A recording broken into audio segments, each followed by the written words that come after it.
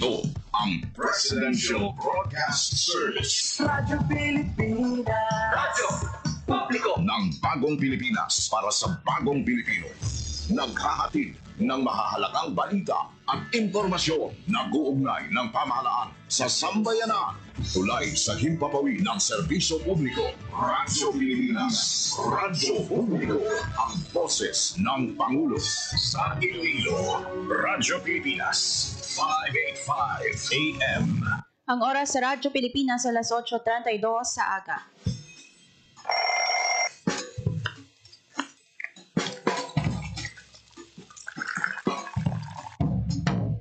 Aga sa Iloilo.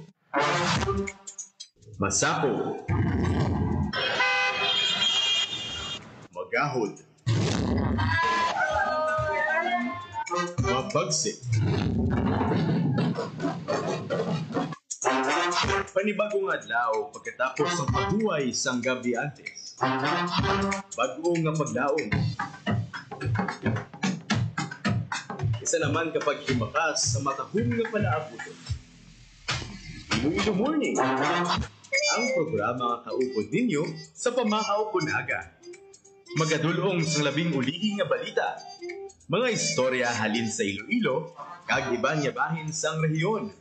Mga ginahuluhang balan, kag mga trending topic sa social media. Ululupod naton at ubangon ang maayo nga aga. Magpamati na sa Iloilo Morning. Diri sa 585 kHz sa AM band sa inyong mga radyo. Radyo Pilipinas Iloilo, the only government radio station in Western Visayas.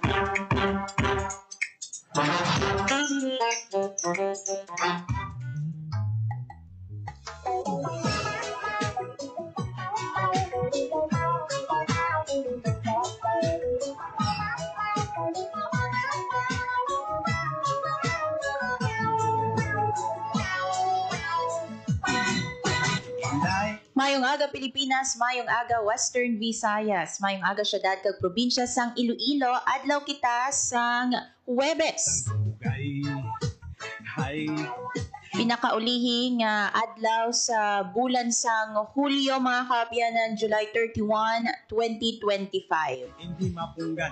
Sa ngalan sang inyong regular anchor, Janelle Baclaya, kung inyong mangin kaupod, Hope Torichante, kag welcome na sa Iloilo Morning. Good morning mga kaabyanan, especially sa mga pumuluyo sang syudad kag probinsya sang Iloilo. Madamo kita sang mga update no sa syudad kag probinsya sang Iloilo, but for now no nahon naton ang kung sa diin ang gina-propose no nga 80% real property tax discount nga ordinance ni City Councilor Sheen Mabilog nga for the second time, mga kaabyanan, gin-reject no sang mayorya sa Iloilo City Council. Ini sa ginhiwat niya regular session sang konseho kahapon nga adlaw no July 30, 2025. So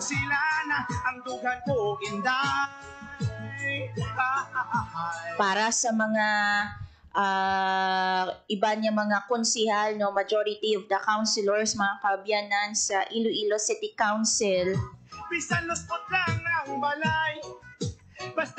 nagpahayag no nga ang ordinansa nga ginaduso ni City Councilor Sheen Mabilog ining 80% real property tax discount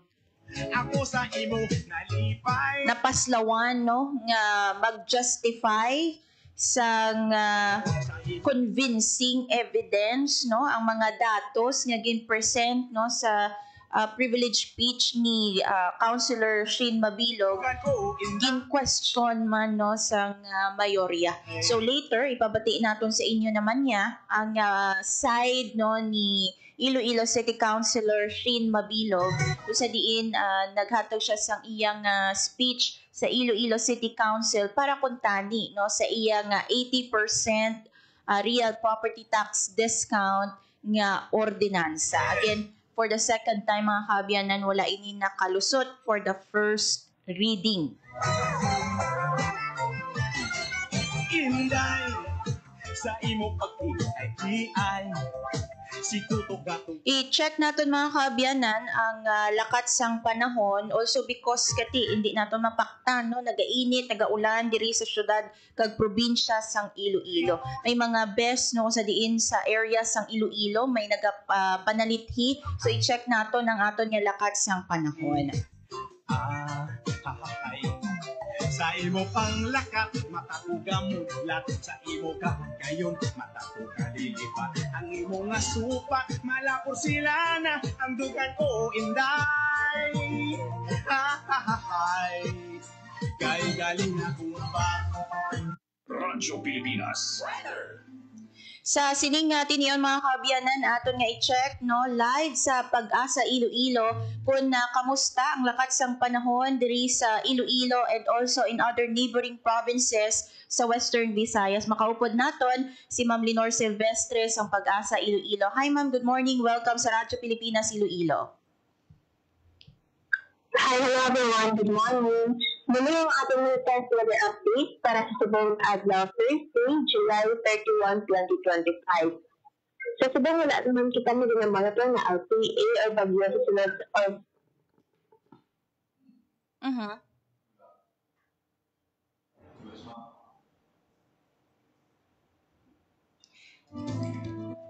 I-check natin liwat mga kaabyanan ang aton nga linya with Pag-asa Iloilo. Medyo na dula no, ang aton nga koneksyon sa Pag-asa Iloilo.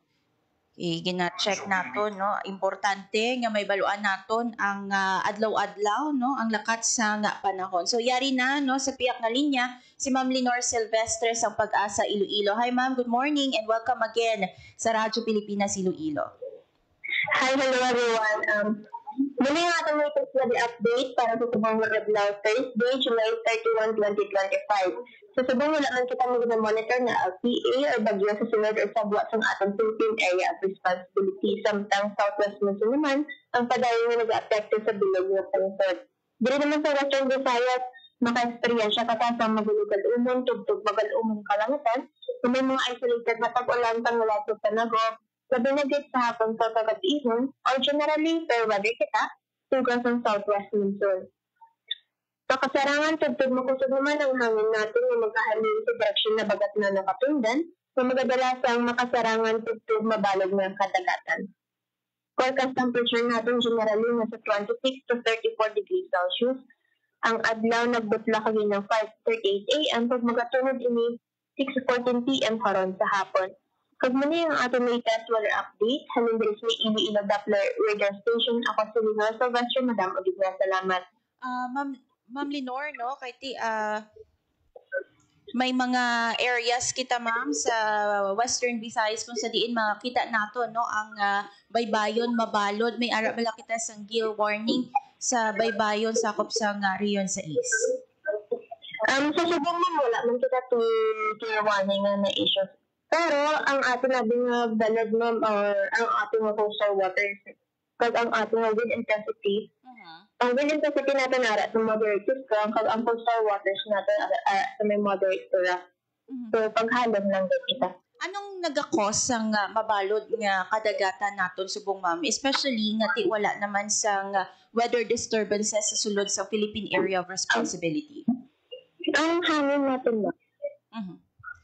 So perhaps no given kaya ang hangin natin sa bunga ma'am nasa moderate to strong, so makasarangan ng tugtog makusog na hangin. Siguro last na lang ma'am ang imong mapanugyan sa aton nga mga pumuluyo diri sa Western Visayas. Sa Subong ang general for weather man kita ang magdala lang kita sa payon protection sa init sa kung case na mag-ulan sa hapon, may ara kita pang protection din sa ato naman malaya sa halong lang sa bigla sa precautionary measures. Yes, with that ma'am, madamo gid nga salamat, maayong aga. Thank you naman kung maayong aga sa iyo. Radyo Pilipinas. Nabatian mga kaabyanan si Ma'am Lenore Silvestres ang Pag-asa Iloilo. Generally fair weather kita diri sa syudad kag probinsya sang Iloilo. Nevertheless no mga kaabyanan, hindi gid kita magpakumpiyansa nga tayuyo ng ining panahon no, o kung lakat siyang panahon gani as much as possible no, hindi gid pagkalimtan nga magdala sang payo. Mga kaabyanan, sa sining tinion no aton nga istoryahan ining 80% real property tax discount nga ginaduso no ni City Councilor Sheen Mabilog. Yari pa matian tanay no ang iyan nangin privilege speech sa giniwat nga Iloilo City Council regular session kahapon nga adlaw.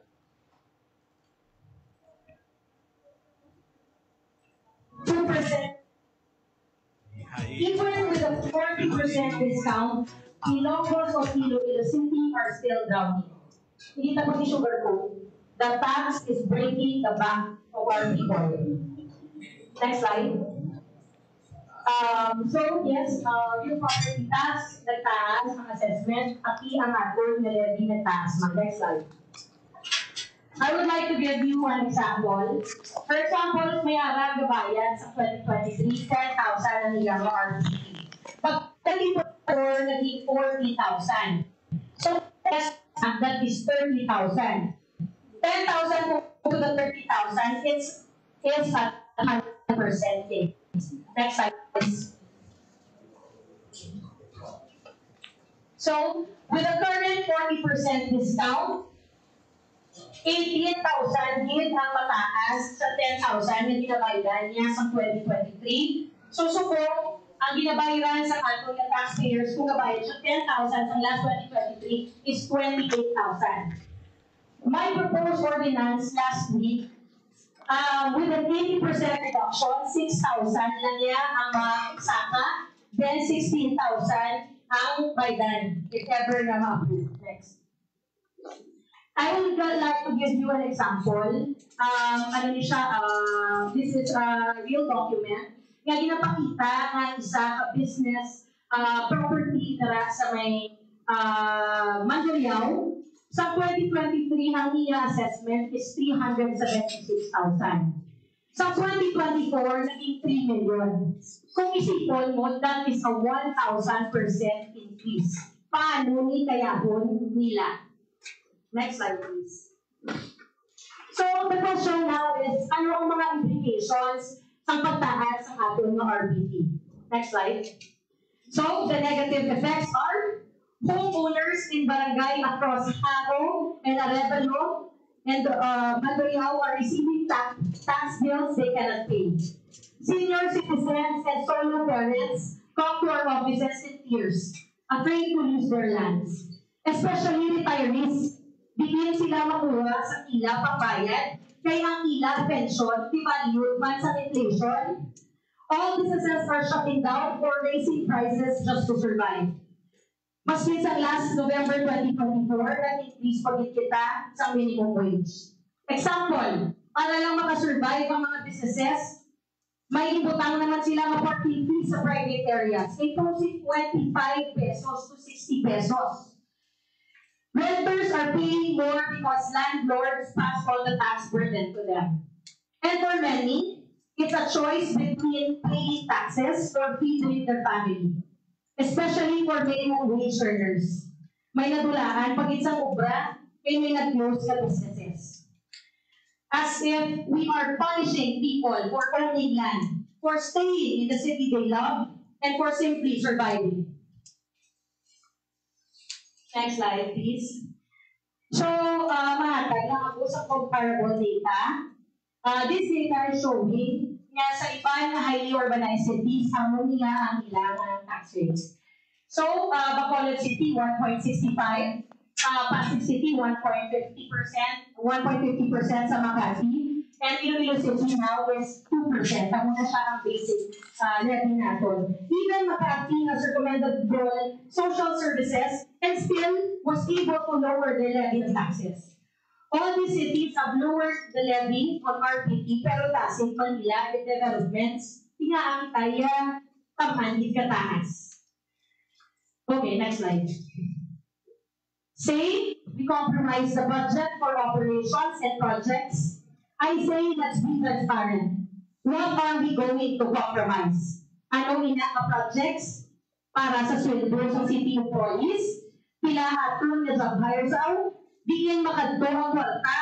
Pa-inchil kita to transparency kung naaga sa bot kita sa dako-dako ng RTP. Next slide. Iloilo City is in good financial position according man sa aton nga mga ginarelease. Now we have 1.71 billion NPA compared to 2024 na 1.45 billion. We have extra money, a surplus about 577.33 billion sa 2024. We also have a 5 billion deposit in TPP. So, naaktihan lang natin nga magpasaka gid or nga hindi kita nakakad sa mas dako nga reduction. This is not an attack on progress. This is a demand for fairness. Public service should not be funded at the expense of the poor. No plaza, no esplanade, no convention center is worth taxing people out of their homes. Let me say this clearly. When government fails to listen, the people suffer. Our people are suffering. Question is, what are we going to do? No next time, but now. I rest my case, Madam Chair. I would not entertain questions.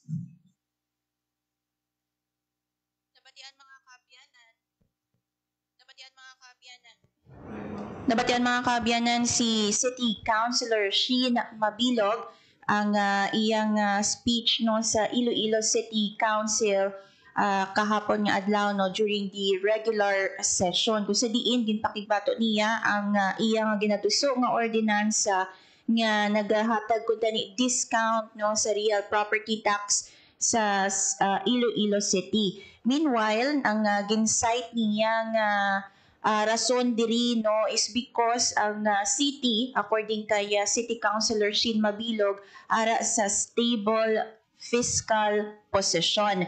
Lakip na dira nga may ara sa nga 5 billion pesos nga deposit sa DBP o kon Development Bank of the Philippines no. So siling niya may ara sa nga financial capacity ang Iloilo City. Amo nang iya nga ginatumod no nga rason para sa paghatag sang discount sa real property tax nga kung sa diin ang ordinansa nga ina no ginaduso niya kuntani sa City Council apang reject for the second time sa tapos nga na-fail no nga masatisfy ang majority kay ti wala na approve even sa first reading ining proposed ordinance. Siling sang imo tatay, igugma ang tagit sang tunay, ug mga walay kabulay. Meanwhile, mga kaabyanan, si Majority Floor Leader, no,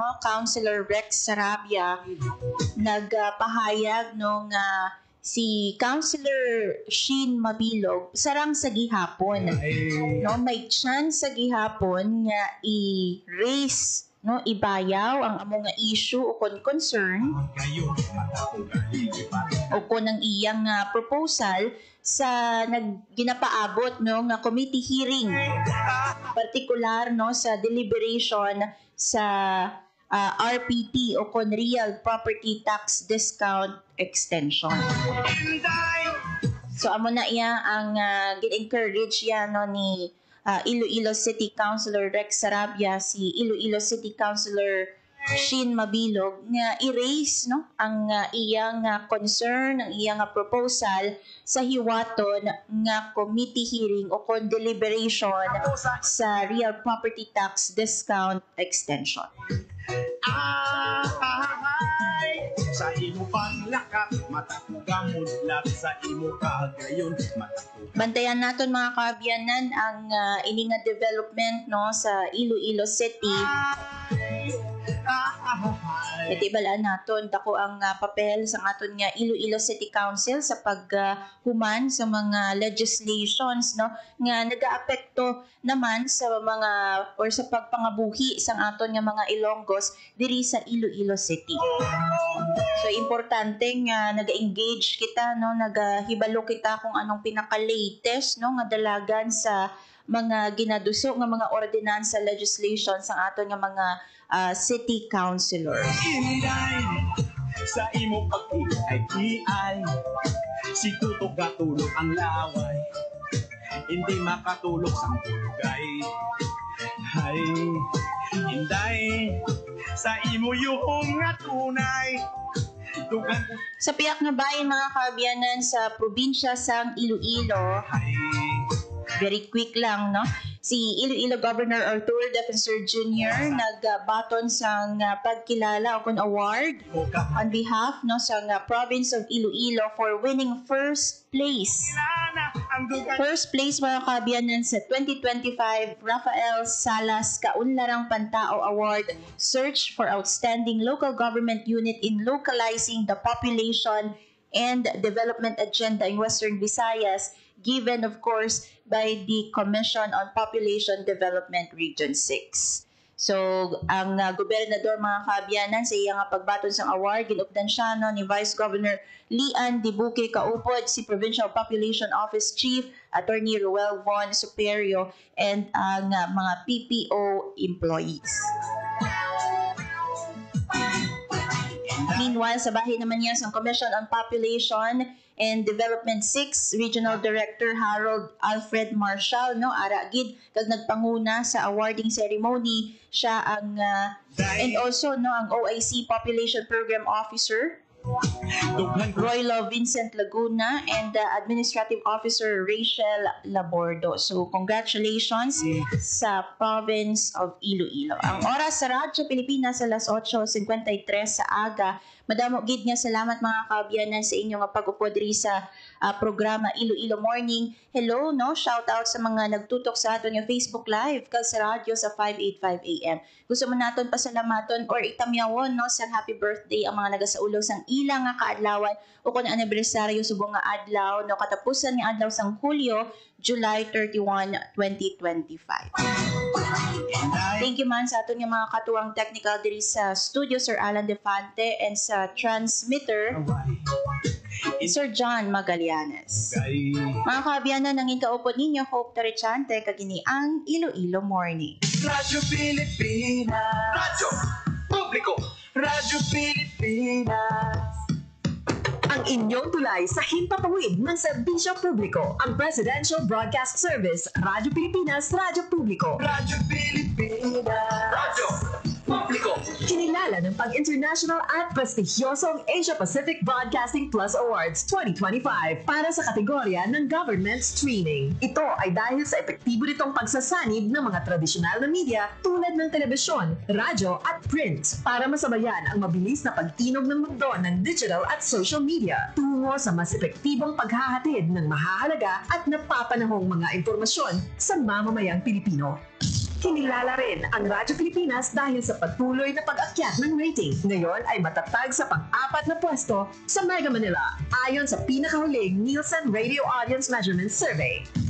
At sa social media, nakamit ang mahigit 2,000% pagtaas ng bilang ng mga sumusubaybay sa Radyo Pilipinas page sa unang bahagi ng 2025. Patunay ito na ang inyong Radyo Pilipinas Radyo Publiko ay tunay na kaagapay ng inyong pamahalaan sa paghahatid ng serbisyo sa mga mamamayang Pilipino. Mula sa aming lahat, sa ngalan ng inyong pamunuan at mga kawani ng Presidential Broadcast Service, kasama ang inyong mga himpilan ng Radyo Pilipinas sa buong kapuluan. Maraming salamat po sa inyong lahat, sa inyong pagtangkilik at pagkilala. Radyo Pilipinas.